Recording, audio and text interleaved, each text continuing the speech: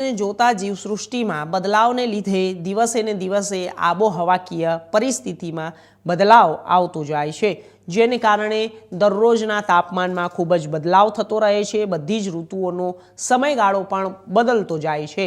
ચોમાસું અને શિયાળાની ઋતુનો સમયગાળો ઘટતો જાય છે અને જ્યારે ઉનાળાની ઋતુનો સમયગાળો વધતો જાય છે। વરસાદનું પાણી નદીમાં વહી જતા જાય છે અને જેથી જમીનમાં પાણીનો સંગ્રહ થતો નથી, જેથી નદી, જળાશય, તળાવ, કૂવા, બોરવેલ વગેરે જેવા પાણીનો સ્ત્રોતમાં પણ પાણી સુકાઈ જાય છે, જેને લીધે લોકોને જીવન નિર્વાહ કરવા માટે પાણી મેળવવું મુશ્કેલ બની ગયું છે। ત્યાં પાકના વાવેતરનું તો પૂછવું જ શું। ટૂંકમાં કહીએ તો પાણીની ખૂબ જ અછત સર્જાઈ। આ પાણીની અછતની સમસ્યાને નિવારવા માટે સરકાર પણ દર વર્ષે ઘણા રૂપિયા ખર્ચે છે। આવી પરિસ્થિતિમાં પાણીની અછતની સમસ્યાનું સમાધાન કરવા વરસાદી પાણીનો સંગ્રહ એ ખૂબ જ અગત્યનો ભાગ ભજવે છે, જેના ઉપયોગ ઘરગથ્થુ વપરાશ, પશુઓનો સાર સંભાળ તેમજ ખેતીઓમાં ખાસ કરીને પાકની કટોકટી અવસ્થાએ જીવન બચાવ પિયત આપી શકાય અને સમગ્ર સંગ્રહ કરેલ વરસાદી પાણીનું ખેત ઉત્પાદન વધારવાનું મહત્વ યોગદાન આપી શકે છે।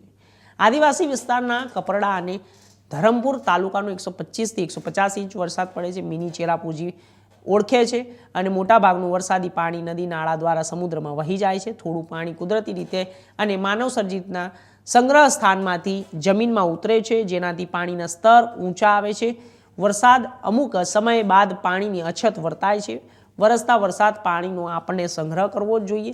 આમ વરસાદ સિવાયના સમયગાળા દરમિયાન જો ખેત પેદાશનું ઉત્પાદન હોય તો પાણીનો સંગ્રહ કરવો અતિ આવશ્યક છે। નદીઓ પર બનાવવામાં આવેલ ચેક ડેમ ઝરણા દ્વારા જતા પાણીને અટકાવી અને તે જ પાણીને એકત્ર કરવા માટે બનાવવામાં આવેલ કેટલાક ચેક ડેમો હાલમાં જર્જરિત છે, રિપેરિંગ કરવા માટે ખૂબ જ જરૂરી બની ગયા છે।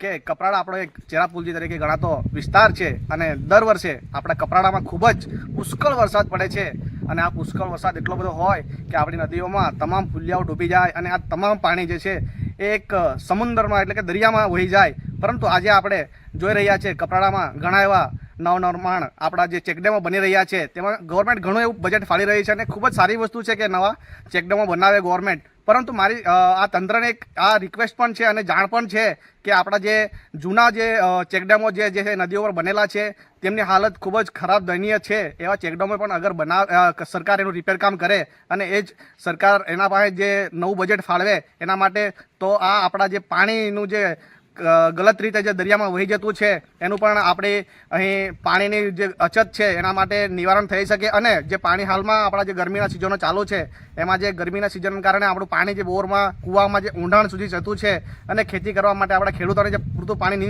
નથી મળી રહ્યું, એના માટે આપણે ખાસ આ એક પહેલ છે કે મારી તંત્રને એક ખાસ વિનંતી છે કે આપણા જૂના ચેકડેમો છે એને પણ રિપેર કરવા માટે તંત્ર કાર્યવાહી કરે અને એને